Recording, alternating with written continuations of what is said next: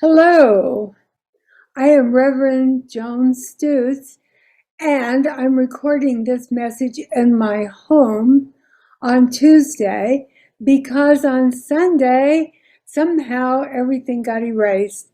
And you know what? Those things just happen and we move forward because, after all, we are Center for Creative Living. We don't let little things stop us. My topic today is Seek and ye shall find. For all who seek find. And that is a promise in the book of Matthew, if you want to look it up. Seek and ye shall find, for all who seek find. So how did I pick this topic? I was at a family gathering, and one of the members was complaining about living in California and how rude and insensitive and difficult the people they met are. And I said, where did you find these people? He said, oh, they're just everywhere. They're just awful. Well, I've lived in California all my life and I've loved it and I have wonderful, good friends. So what I realized is that what he is seeking on a conscious or a subconscious level, he is finding. So did he set out to find difficult people? No, that's probably a very subconscious message is going out to bring these people into his life, which is really, really, really kind of sad, I think. But seek and ye shall find. On Saturday, I went to Glenn Singer's going away party. Now, I don't know Glenn very well. I know him sort of peripherally as a choir director.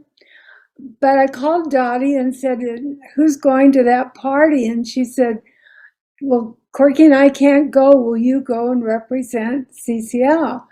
So I thought, well, that'd be fun. I like to go to a party. So I went, and there were about 30 people there, and Tamara Bell was there with her son Nick, and so I got to visit with them. But it was a remarkable gathering, truly remarkable. All these people coming in and remembering all the good times they've had. And the interesting part was many of them weren't really singers, but they joined the choir because they wanted to be part of the community. And they enjoyed the community. And they learned to sing. And I don't know how many of you have been in a choir. I've been in several. I was not in Glenn's. It was too much of a commitment at the time. But it's quite a commitment to be in a choir. But they came in and hugged and remembered each other and just were joyful in that moment. They were asked to join by friends. And by being in the audience and enjoying the concert. I watched them sing in different churches, and I also went to several of their programs that they had. One was downtown in the Fairmont and other ones. They were just wonderful times with great people. So, there's good people out, but you need to seek good people and be open to invitations and suggestions when they come forward to you. So I promise to give you 3 ways if you are not finding what you are seeking, if you're not getting what you want. So here we go. Here's number 1. Number 1 is decide. And that's an easy thing to do. You look around your life and say, wow, I don't like this and I want to change it. Because I'm recovering from my hip replacement surgery, things have gotten a little displaced and messy. And so one of the decisions I've made is to straighten up my house a little bit. And that's fine. I've made decisions about losing weight. Last year I made a decision to walk 4,000 steps a day, which I did for about 8 weeks, and my cholesterol dropped amazingly. So you can make decisions and you can have action. You see, spiritual studies are about action, not just reading a book. So first of all, the first way you can change your life and change what is finding you on a conscious or subconscious level is by deciding. The second thing is to get a coach. You know, let's say you make a decision to lose weight, but it just doesn't happen. Get a coach. You make a decision to straighten up your house, it doesn't happen. Get a coach. You know, my friend Carla is what they call an organizer, and she comes and helps people, and she's helped me, and she makes really pretty good money doing that. If you have money problems, get a coach, and someone will help you figure it out. So there are all kinds of coaches available to you. So step one is decide. If you can't do it on your own and stick to it, get a coach. All right, number 3 is change your rhythm. And you know, last week Janet talked about how groups click in their own rhythm, and she had us clapping and tapping, and within just a short period of time, we had a distinct, wonderful rhythm going just in our little audience.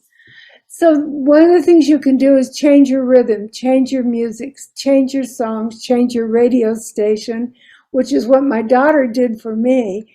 You know, I have my car radio set to KQED so I can hear the news, but my daughter changed it to country western. Well, I'm not a big fan of country western, but it was okay to hear young men, nice young men, sing about love and hope and dreams. And it was just kind of fun. In our church, we have Janet, who does our meditation musics, and you can go back into the recordings and download Janet's meditations and have that as a way to help you change your rhythm, to change your songs, to change your music. Tim Morrow has lovely songs on his website, what I call prayer songs, with many new thought ideas etched into the songs. My friend Simber Lily Quinn, my harp teacher friend, has meditation harp music available online for downloads. I think they're free downloads, at least some of them are. They're really lovely. So change your rhythm, change your music, and see how that impacts your life. So that's 3, but guess what? I'm going to give you one for a bonus, okay? The bonus is that in order to access the subconscious levels, sometimes you need help doing that. And you can get that through hypnotherapy, readings, past life readings, tarot card readings, spirit readings. You know, there's all kinds of spiritual messages that come into us or can come into us if we want to access them. So in our own group, Corky does an amazing job on hypnotherapy. She has a lovely voice. I have worked with her on hypnotherapy session. And Jeannie Lyons, one of our newer members, has a wonderful, lovely voice, and she does past life regressions. So she can put you into a past life through her hypnotherapy session. And it's really fun and nice. So those are 2 other ways to access the cause of your discomfort, or perhaps your comfort. All right, so here's the 4 ways. One is make a decision. Okay, make a decision. What do you want in your life that's not there? If you knew how to get it, it would be there. So just admit, I don't know how to do this, but I'm going to make it happen, and then figure it out. Number 2, if you don't know how to figure it out, get a coach. There's all kinds of coaches. I have a business, we call her a business coach. But it's somebody I talk to every couple of weeks and kind of keeps me on track of what I'm doing and what I'm trying to accomplish and what has or hasn't been accomplished. And then the third thing is change your rhythm, change the radio station, change your music, move faster. One of the things I mentioned, walking 4,000 steps a day, a friend gave me an Apple Watch, a used Apple Watch when he replaced his other one. And so I started in on this whole challenge of walking 4,000 steps a day. By walking every day, it changed my rhythm and was an amazing experience. And I'm getting back into that now that my hip surgery is completed and I'm recovering. And then the fourth thing is hypnotherapy, past life readings, tarot card readings, spiritual readings, readings like Dottie does. You know, she does an absolutely excellent job of helping people get messages and directions and ways to go. Astrology is another way of getting guidance. Now, I asked questions of the audience. Did they have any questions? And one fellow talked about the importance of knowing what your ancestors did. And what did your ancestors do? How did they live? What were their values and how did they guide you? I think that's a really important part of our lives and thinking about it. You know, my grandfather grew up on board ship, a tall ship, all the, you know, big sails and sailed around the world. So I grew up with sailing as my ancestry. And Earl was a sailor, and I learned to sail after I was 55. Yay! You know, age doesn't mean a lot, but I did learn to sail, so that was the ancestors. Then one of the gals said, I think past lives affect me because I get scared at loud noises, even like the vacuum cleaner scares me. And then Valerie talked about a kinesiologist, and I don't think I'm saying that word right. But anyways, helping her uncover some hidden truths, I guess I'll call them. And one of the things she talked about is going back to the time before she was born and finding out about did her parents want her and what was her birth experience like. So she had that experience. Well, I did rebirthing a number of years ago, and it was really funny. I went back and I was sitting on a pink cloud, and my guidance people were sitting around me, and they said, "There's an opening down on planet Earth," and I said, "Oh, really? Okay."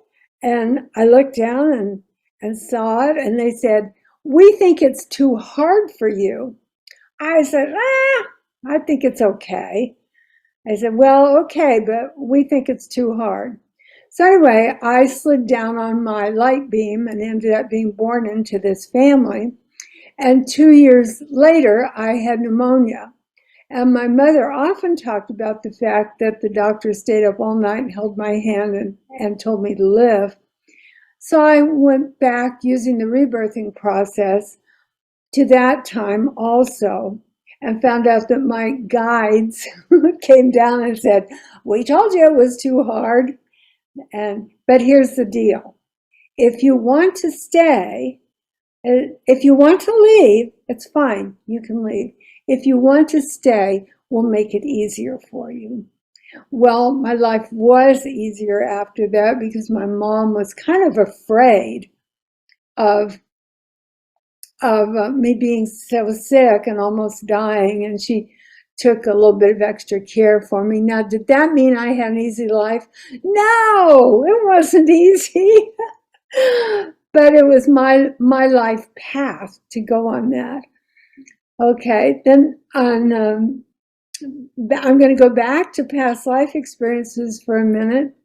My mom was a soldier in the Civil War, and she decided that it was all nonsense and wasn't worth staying involved in and just took off. So she went AWOL, and she walked and she napped and she walked and she slept when she had to and she walked.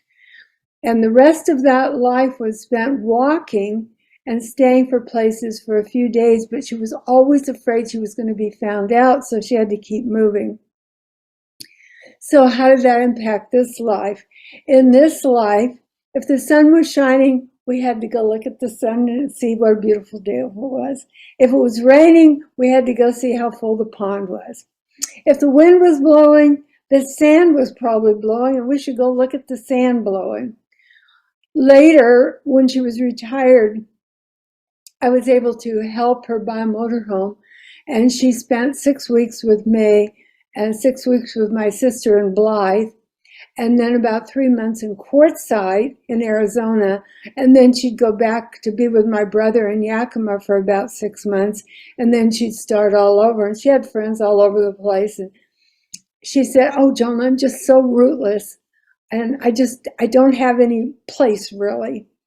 And she did end up being living in a retirement home in Santa Clara in her final 6 years, and the thing I could do to make her happy was take her on a ride, go over and pick her up, get her in the car, and we'd just drive around and around.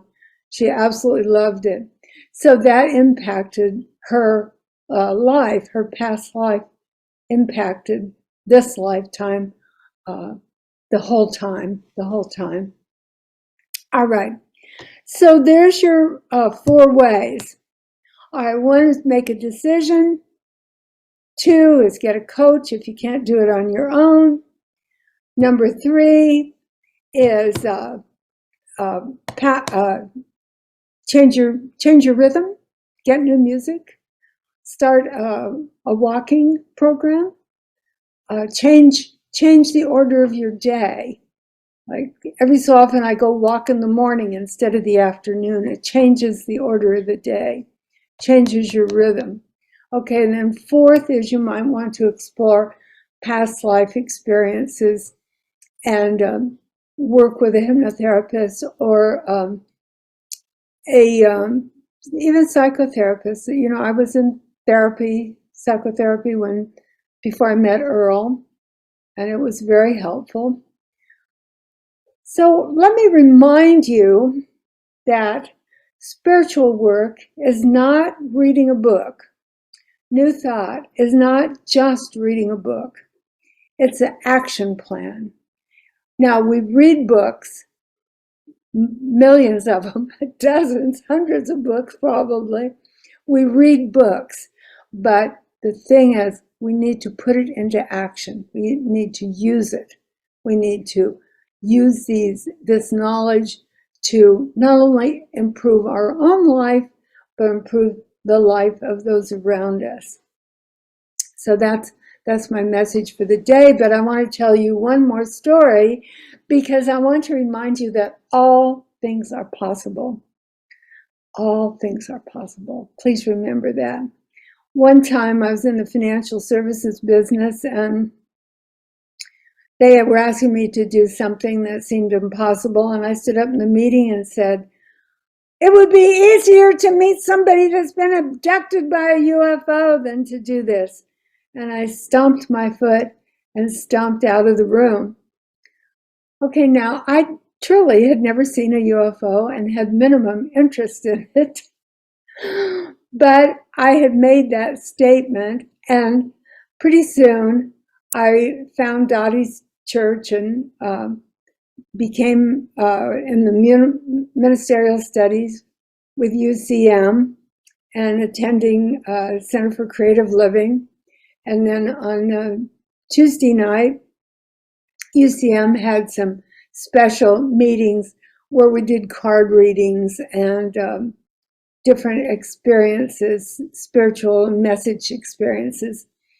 And one of the fellows shared that he had been in relationship with a group on a UFO and had been invited up into the UFO, which he did kind of a beam me up Scotty type thing, ended up in the UFO and actually flew it a little bit. So he was not abducted, was he? So it's even better. But I did meet somebody who had been in a UFO. Now it was 18 months. I did not think about it that whole time. I was just moving around doing my thing. But all of a sudden, my prayer was answered. One of the most extraordinary prayers that I ever made that was answered. So I invite you to think about an extraordinary prayer that you might like answered, because all things are possible. Keep that in mind as we go forward in this wet week. We're supposed to have a very wet week, but stay well and happy and looking forward. Change your rhythm and move forward. Have a good week. Blessings to all of you.